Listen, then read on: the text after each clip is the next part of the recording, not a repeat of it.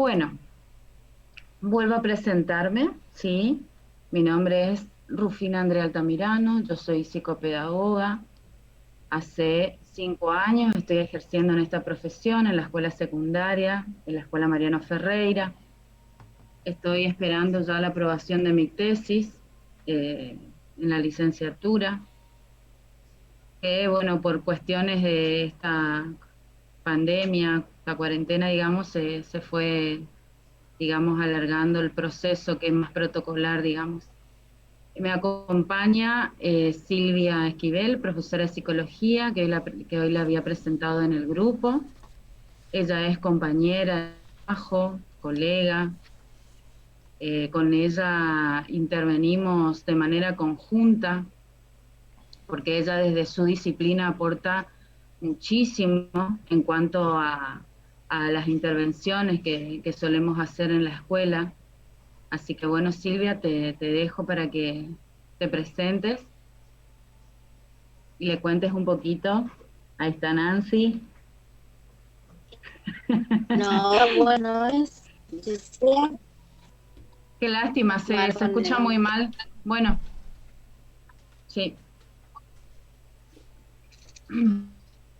Bueno, yo quiero ver, a mí me interesa muchísimo cuando yo armé los grupos y les pedía sus nombres completos para poder agendarlos, porque me parece muy importante conocer su nombre, poder llamarlos por su nombre. Acá justamente estoy viendo, ¿no es cierto?, que creo que tiene que ver con la identidad, que tiene que ver con el otro, con el encuentro. Bueno, comencemos, ¿sí? ¿Pudieron leer la lectura de la primera actividad? Sí, bien. Profe, Hola Nancy. hola, ¿qué tal? Buenas noches a todos. Yo me confundí con los textos Ujú. y tengo un montón de textos, hice copias, pero recién hoy me enteré que tenía que leer este texto y lo estuve leyendo, pero muy superficialmente porque no tuve mucho tiempo hoy, así que a mí me faltó la lectura. Bueno, el primer texto que yo les brindé es un texto de Estela Mora, en donde ella hace un recorrido por los aportes, ¿no es cierto?, que fue implementando la psicopedagogía, ¿no es cierto?, a lo largo de la historia. Nosotros empezamos a hablar desde la década del 50 en este caso, ¿sí? ¿Por qué? Porque en la carrera de magisterio eh, se agrega esta asignatura de psicopedagogía, ¿no es cierto?, para que para las misiones psicopedagógicas. ¿Qué son las misiones psicopedagógicas? Fueron implementadas por la influencia de Víctor Mercante, que es un pedagogo argentino, ¿sí?, muy influyente en cuanto a la repercusión de lo que fue la educación, la implementación de la educación laica y pública. Como les decía, las misiones psicopedagógicas, ¿no es cierto?, como el nombre mismo lo dice, fueron una idea por este pedagogo Víctor Mercante, ¿sí?, en donde él sugiere que especialistas de la Universidad Nacional del Sur brinden asesoramiento y orientaciones a los profesores, ¿sí?, para poder revelar dos cuestiones: el nivel socioeconómico y el nivel mental de la población. Yo estoy utilizando términos, quizás ustedes escuchen durante la clase términos bastante quizás fuertes, porque los voy a hablar de acuerdo al contexto sociohistórico de esa época. Por eso ustedes seguramente los que pudieron leer el texto, habrán leído conceptos como normalidad, anormalidad y demás, que generalmente no en nuestra disciplina, digamos, cuestiones que ya no se manejan, ¿no es cierto? No hay ya esas conceptualizaciones porque fueron evolucionando. Bien. Hablamos de las misiones psicopedagógicas, ¿no es cierto? ¿Para qué existieron estas misiones psicopedagógicas? Para las escuelas hogares, ¿sí? Estas escuelas hogares, que no estamos hablando de escuelas comunes, escuelas primarias y secundarias, sino escuelas hogares en donde la población, un 75%, ¿sí?, lo habían clasificado como analfabetos. Bien. El texto que yo les había brindado en la primera clase tiene que ver con un recorrido sobre la historia de la psicopedagogía. ¿Por qué? Porque ya que ustedes eligieron esta carrera, me pareció importante que ustedes le encuentren el sentido a cómo la psicopedagogía como disciplina fue haciendo diversos aportes, incluso a la docencia, estoy hablando en otras épocas, ¿sí? Estaba hablando de las llamadas misiones psicopedagógicas que surgieron en la parte de la Patagonia, de la Argentina, por influencia e ideas de Víctor Mercante, que fue un pedagogo muy influyente y que fue el que, digamos, orientó a especialistas de la Universidad Nacional del Sur para que brinden un asesoramiento, ¿sí?, y orientación psicopedagógica a los diferentes profesores para que puedan intervenir y orientar a docentes en las escuelas hogares. En estas escuelas hogares, la población, digamos, los alumnos, eran el 75%, ellos lo llamaban analfabeto. Lo que yo quiero aclarar es que los términos que yo voy a utilizar de acuerdo al texto están contextualizados en esa época, ¿sí? Van a encontrar conceptualizaciones como normalidad, anormalidad, analfabetos, retraso seguramente, ¿no es cierto? Porque eran los términos que se utilizaban. Bien.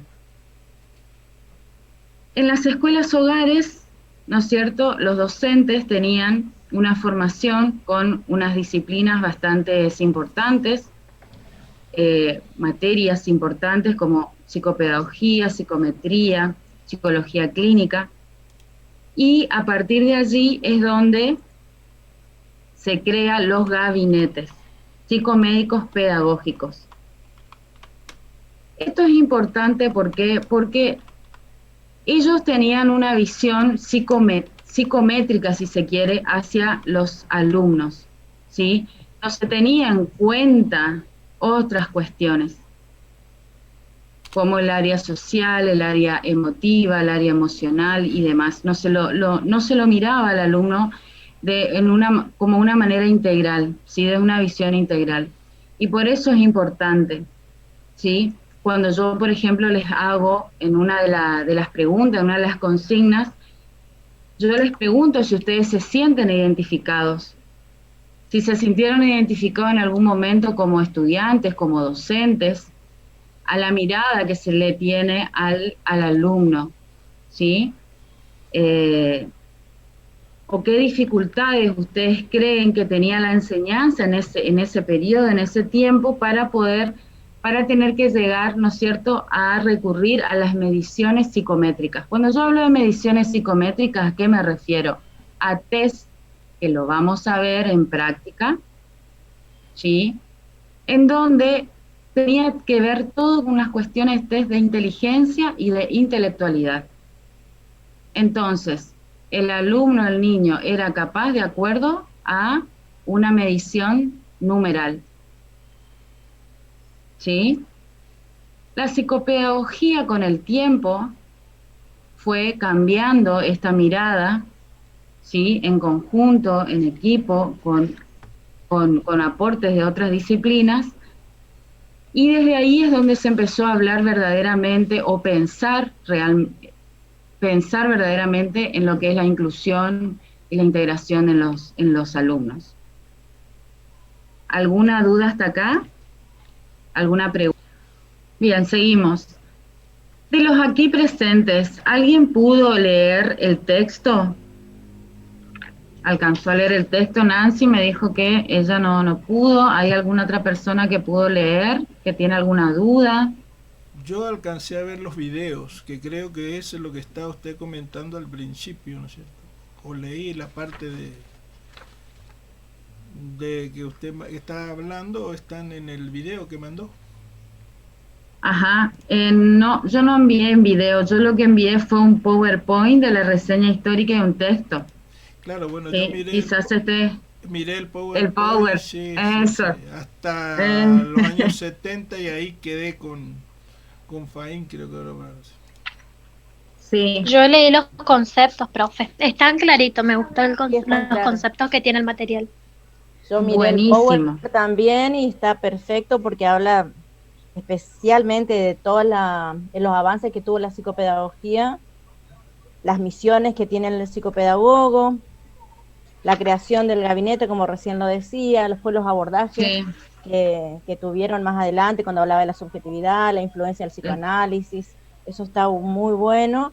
Y después ya habla de las revistas y de los libros que fueron saliendo. A mí me interesó muchísimo ya cuando habla a nivel educativo, específicamente cuando una de las leyes, la más antigua, la 1420, creo que era así, la 1420, donde se incluye ya en la formación docente también la psicopedagogía. Eso está muy rico. sí, exactamente. Y es lo que yo decía, ¿no? Yo sinceramente conocí y valoré muchísimo más aún el rol docente desde que comencé a trabajar como psicopedagoga. Sí, yo soy una defensora de la docencia. La verdad que desde mi lugar incluso tuve que muchas veces con mi compañera acá, mi colega Silvia Esquivel, la profesora, tuvimos la verdad que muchas veces realizar clases, bueno, inclusive dinámicas en la secundaria, y es como que vos te pones en el cuerpo del docente. Y como yo hablaba, creo que en la primera entrevista, creo que también hay mucho malestar en la docencia porque no hay respuestas, ¿sí? No, por ahí no hay respuestas desde el Estado, no hay respuestas desde las capacitaciones. Y eso es lo que yo comparaba, porque yo lo que decía y lo que habla en el texto es justamente de que, fíjense antes, le estoy hablando desde la década del 50 al 60, se preocupaban por la demanda social que había en capacitar a la docencia, inclusive 2 años de capacitación para las escuelas hogares, había una especie de capacitación en donde tenían esta pedagogía enmendativa, tenían psicología clínica, ¿sí? Y es como que eso después se fue desvirtuando hoy en la actualidad. Y la Pero, importancia profe, que ¿le es, puedo hacer una sí, pregunta? ¿Le puedo decir lo que me sí, pasa a mí como docente ya de prácticamente 20 años en la docencia? Creo que nosotros sí, tenemos la libertad de poder elegir en qué capacitarnos. Fíjese, de hecho, estamos acá como 5 o 6 maestras jardineras que no estamos estudiando esto porque se nos ocurrió, sino es para dar respuestas y por un gusto propio también. exactamente, nos están esperando, exactamente. Incluso en el texto que estoy buscando en la página, eh, dice, habla, Página 3, sujeto de aprendizaje. Víctor, no, espérame un segundo. Eh, Inclusive habla de esto, que si bien en la actualidad, ¿no es cierto?, quizás ustedes en la docencia no reciben ciertas capacitaciones, está el encuentro, ¿no es cierto?, con psicopedagogos en donde pueden ir construyendo, hay proyectos, ¿no es cierto?, que median y se pueden ir dando respuesta o ir construyendo, ¿no es cierto?, las distintas intervenciones que se pueden ir abordando. Ahora, les consulto, de acuerdo a las actividades, ¿sí? ¿Ustedes atribuyen a un progresivo avance en la psicopedagogía, entonces, de acuerdo a la lectura? ¿Sí? Por, su, ¿Están de acuerdo con esto? por supuesto. Bien, bien. Cuando hablamos de normalidad y anormalidad, ¿a ustedes qué se les viene lo primero? ¿Qué pensamiento tienen? ¿Una cuestión de exclusión, una cuestión de discriminación?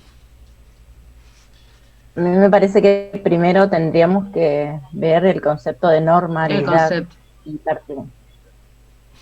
En ese contexto, cuando se hablaba en ese contexto de anormalidad, tenía que ver no con una ausencia observable de lo que se esperaba normal en esa época, en ese contexto, ¿no es cierto?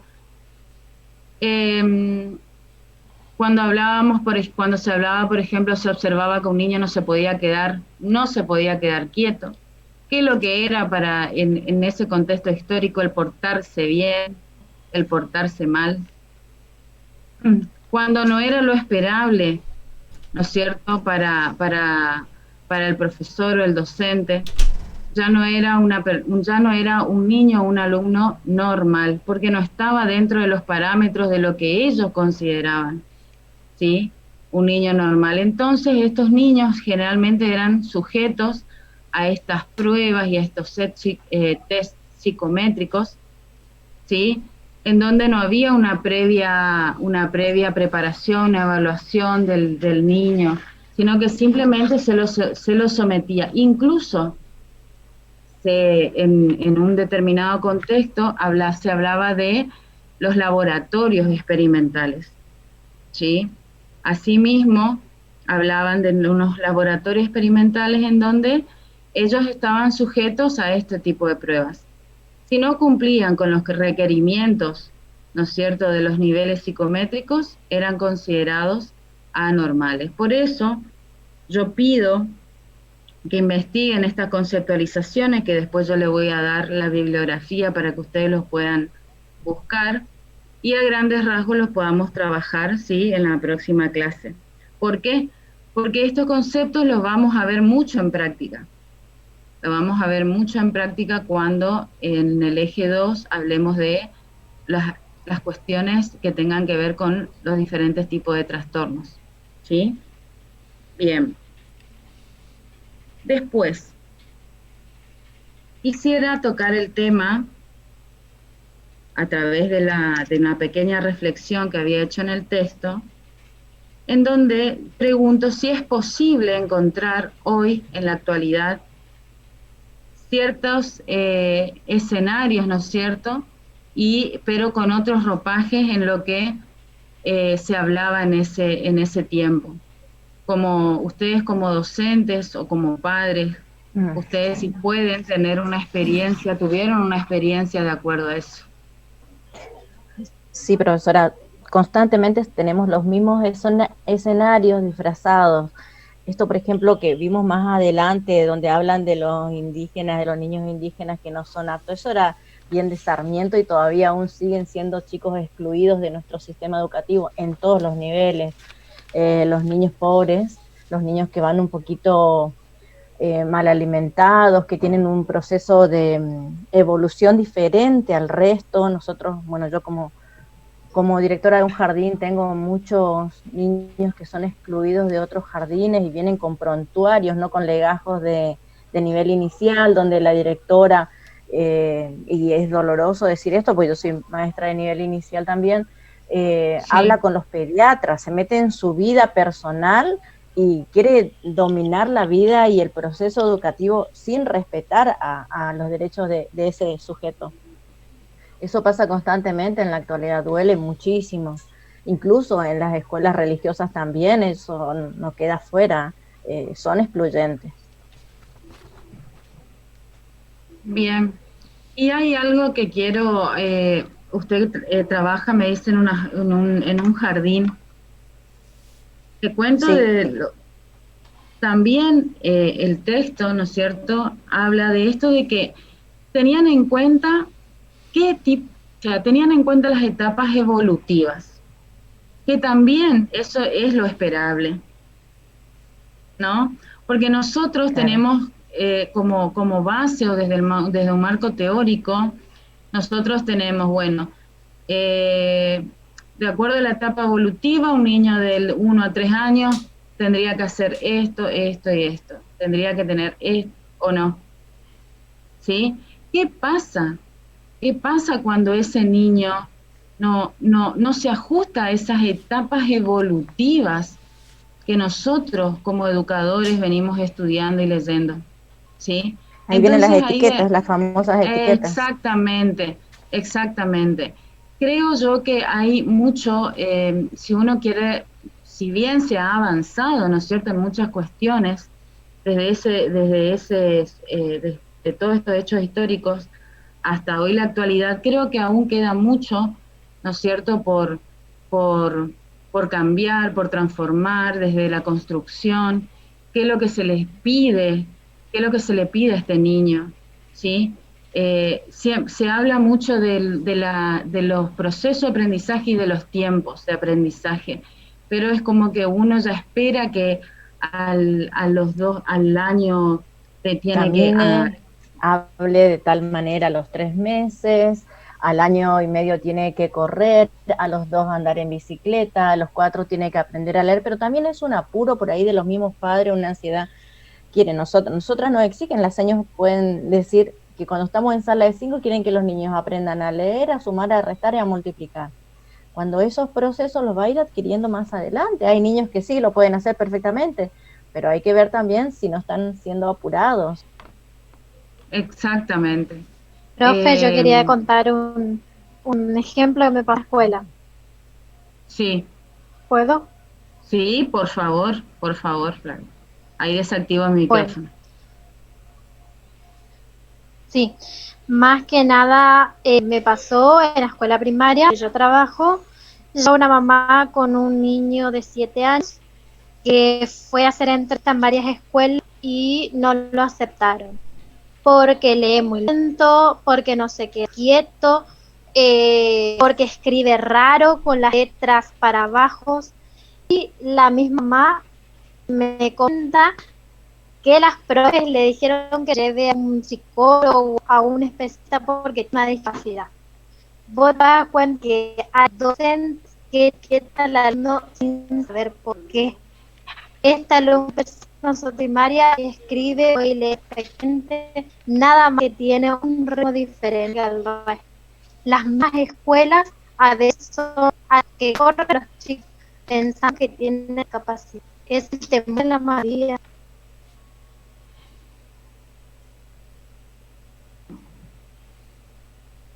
Se escuchaba un poquito, no sé si los demás pudieron escuchar bien. Sí, Yo sigo admitiendo gente, ¿eh? un poco distorsionado, profesora. Sí. Es por eso ¿No se que me me parece... escuchó? Tengo que apagar la cámara, si no, no escucho. No hay problema, no hay problema. Sí, Profe, ahí te escucho mejor. ¿Sí? profe, Sí, ¿puedo dar el ejemplo de Isaías? por supuesto. Me encantaría Bueno, que des el ejemplo de Isaías. Me encantaría. Te escuchamos, Nancy. Isaías, bueno, gracias. Isaías es mi hijo, ahora va a cumplir 11 en noviembre y desde segundo grado tuvo problemas con la maestra. Yo no sé si era la maestra o qué, pero también tenía por ahí un déficit de aprendizaje, pero no porque él tenga algún tipo de problema psicológico, sino que el problema venía desde el hogar.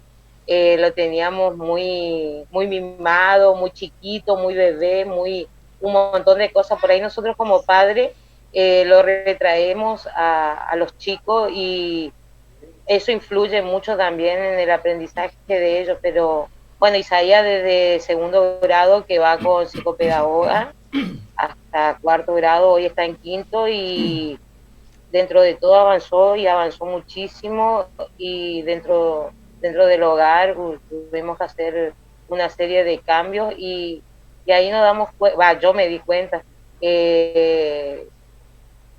cómo dentro del ámbito educativo a los chicos los van etiquetando y le van tildando sin saber a veces y también pidiéndole a los padres que indaguemos en el por qué. Yo también entendí que por ahí el problema de él venía desde el primer grado, porque en un momento determinado en su inicio de primer grado él tuvo que faltar 2 semanas a clase y como que yo entendí que desde ahí él tuvo ese problema, pero en realidad el problema era un poquito más hacia adentro, más hacia la familia. Pero con la ayuda de Andrea un poquito y después de Gisela, su psicopedagoga, él fue avanzando y hoy por hoy es un chico que se desempeña súper bien en en su grado y no tiene mayores dificultades. Pero sí, por lo general se lo van etiquetando a los chicos y se lo van tildando de más o menos lo que quise compartir. Bien, Nancy, muchas gracias. Buenas Muchas noches, gracias, profe. Nancy. Sí, sí, buenas noches. Desactivo mi micrófono. ¿Qué tal, Daniela? ¿Cómo estás? Muy bien, gracias. Mire, profe, en mi caso yo soy maestra de nivel primario y me tocó trabajar en un grado donde tenía 21 alumnos, de los cuales 3 tenían dificultades de aprendizaje. Un niño era autista y tuvo problemas para trabajar desde primer grado. Yo en ese entonces ya estaba en segundo, a mediado año, cuando comencé mi suplencia. Y yo notaba que el mayor problema en los chicos era integrarse, era que la maestra no logró integrarlos al grupo. Entonces esos niños, ¿qué pasaba? Ellos no querían venir a la escuela, lloraban, no se concentraban. Y yo creo que también cuando hablaba con la maestra me decía, los otros 2 chicos, por ejemplo, no tenían ayudantes, no tenían, digamos, la maestra trataba de diagnosticarle y ese no es nuestro trabajo. Así como ponemos etiqueta, también intentan diagnosticarle cuando realmente uno lo sabe. Entonces yo hacía todo lo que estaba a mi alcance para trabajar con estos 3 chicos. Al poco tiempo, yo notaba que ellos venían corriendo, me abrazaban, querían quedarse, querían jugar, se incorporaban, inclusive mi alumno que sí era autista, Alejo, él por ejemplo se arrodillaba sobre la mesa, la silla, y se inclinaba en la mesa e intercambiaba con los alumnos, con los compañeros. Y la maestra que lo observaba a él, que venía una vez a la semana, me decía, señor, eso no hacía Alejo, nunca habló y nunca intercambió con otro alumno, me dijo. Y entonces yo empecé a notar que sí, que él empezó a cambiar esas actitudes, la mamá también me comentaba, él no se aislaba, digamos, no se iba lejos, cuando le pedíamos participación, él venía y estaba y se quedaba. Lo mismo con los otros 2 niños. Yo creo que nuestra tarea va más allá de eso. Yo no me creo capaz, no soy una especialista como para decir, sí, este niño tiene tal patología ni nada, porque no es mi trabajo y no me preparé para ello. Pero sí hice todo lo posible para integrarlos y a finalizar el año, tanto los padres como el directivo me dieron una excelente devolución y me dijeron, sí, Daniela, vos lograste en ese poco tiempo lo que en 1 año y medio no se pudo. Pero yo creo que esa es nuestra parte, digamos, de tratar de ver desde lo que sabemos, lo que entendemos, para integrarlos, para ayudarlos, acompañarlos, porque sinceramente ellos ya traen muchos otros problemas, muchas otras preocupaciones, tan chiquitos desde casa. Y eso lo aprendí, digamos, a través de la práctica, porque soy nueva también en la docencia. Y a través de la práctica me di cuenta que muchas veces los materiales no hablan de estudio, digamos, no hablan de cosas muy superficiales, de diferentes autores, de diferentes las etapas y demás, pero no hablan de esto que es tan humano y que es lo más importante, digamos, en nuestra carrera como docente. Y bueno, como hoy comentaba la compañera, yo también me incorporé, esperé tanto esta tecnicatura, hace cuánto que la esperaba, hasta que me dijeron que sí, que ya estaba y podía estudiar, porque la verdad que hoy por hoy estoy contenta. Me encanta la idea de haberme incorporado y poder aprender poco a poco, digamos, también lo que es la psicología.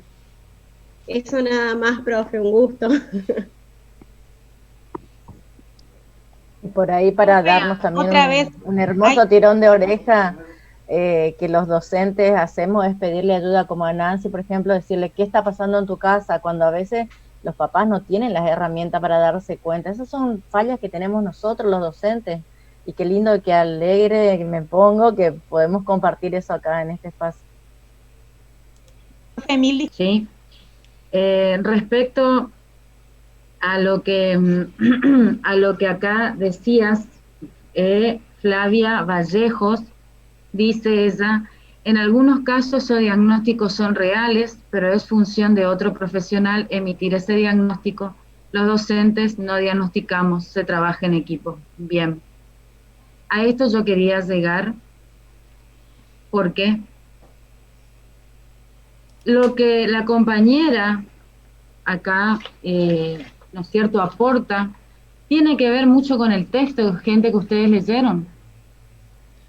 Tiene que Maxi, ver estoy porque, grabando fíjense, el que encuentro, así en ese que contexto, en donde se luego empezaron a te lo hablar paso. de las misiones psicopedagógicas, fue cuando los docentes se suponen que estaban siendo formados para evaluar a través de los test psicométricos y ellos estaban diagnosticando. Entonces, como lo que dice acá la compañera, hay una línea muy fina, creo yo, entre no etiquetar y cuando hay un diagnóstico real. Y ese creo que no es nuestro desafío real cuando vamos a estar frente a ese sujeto de aprendizaje, en donde lo vamos a ir conociendo también a través de Alicia Fernández, Marina Müller, cuando habla del sujeto enseñante, del sujeto aprendiente, del encuentro con el otro, ¿sí? Que lo vamos a ir abordando en las dos materias. Me parece que esto, bueno, da la reflexión, ese fue mi objetivo, que nosotros, que estos fueran unos disparadores para reflexionar desde nuestro lugar, desde alumnos, desde docentes, desde educadores, desde el lugar que le tocó también a Daniela, ¿sí? De transformar las miradas. Es muy, la verdad que a pesar de los inconvenientes, la verdad lo lamento tanto por los otros compañeros, voy a tratar de resolverlos para el próximo encuentro y ver cómo cómo nos vamos a ir ajustando. ¿Sí? ¿Tienen algún otro aporte para hacer? ¿Alguna otra pregunta? Si me permite, ¿Ustedes creen que sí, cómo no? Bueno, haciendo un poquito, volviendo a la referencia histórica, que usted bien menciona en el videito, en el PowerPoint que envió, yo desde la mirada de, como por decir así, formador en la fe religiosa como catequista, tuve la oportunidad de misionar en el sur y bueno, me dio la posibilidad de conocer, ¿no es cierto?, aquella zona donde los mapuches y otros indios, así por decir así, en el común, pues no me acuerdo los nombres ahora. Pienso yo con la referencia histórica que dio, que la psicopedagogía y la psicología fue medio como experimentando ya en aquella época con Roca, ¿no es cierto?, que veía las deficiencias y que quería incluir, ¿no es cierto?, después de la matanza que hizo a los indios. Y bueno, veía que eran las personas, los docentes, veían que eran personas que pensaban al verlo que eran personas incapaces, ¿no es cierto?, que eran locos, que tenían muchas deficiencias. Pero dentro de la mirada que yo doy y que vi en esa, como testigo le digo, no son así, sino son por sus propias tradiciones, son muy callados y se rigen mucho por por lo que le dice o por lo que le enseñan los jefes indios, ¿no es cierto? Los caciques, como se dice comúnmente. Pero hablando con ellos y mostrándole, porque llevamos libros, llevamos películas, etcétera, ellos pensaban de que eso eran cosas del demonio, cosas que no podían ser, y por ahí incluso hasta nosotros mismos nos trataban de tal manera como ser extraterrestres, ¿no es cierto? Pero todo eso se fue viendo despacito con algunos que querían y conocían sin miedo, querían conocer sin miedo y querían estudiar. Por supuesto, después eso fue con la misión con los salesianos, ¿no es cierto? Que los sacerdotes salesianos tienen muchos colegios por allá, y dentro de los colegios ellos se especializaban, algunos sacerdotes, eran psicólogos incluso, en ayudar a estos niños, y salían adelante. Muy bien. Después, por otra parte, eso es lo histórico, ¿no es cierto? Por otra parte, como catequista, yo me relacioné mucho con chicos autistas, ¿sí? Que eran normales, ¿sí? Incluso tengo patente el recuerdo de dos hermanitos, eran chicos de facciones normales, con miradas normales, pero después en su relación, en su actuar, eran muy, muy agresivos. Entonces la madre, preocupada que se tome, ya se bautizaron, que tome la comunión, que se confirme, etcétera, etcétera, los sacramentos dentro de la fe católica, suponen ellos que eso le puede mejorar, y no es así. Entonces, aconsejándole a la madre como catequista, porque yo no soy profesional, ni siquiera docente doy así, le dije, mira, creo que esto es un problema que tenés que tratar con especialistas. Bueno, lo llevé a hablar con el párroco, y el párroco le derivó a un psicopedagogo, o un colega de ustedes, ¿no es cierto? Y lo llevó muy bien. Esos chicos, como testigo le digo, hoy por hoy están en como decía hoy también la amiga esta que comentó de su hijo, avanzaron muchísimo, pero con mucho cariño, mucha paciencia, ¿sí? De también los docentes, pero en la privada esta, en la charla de iniciación de año,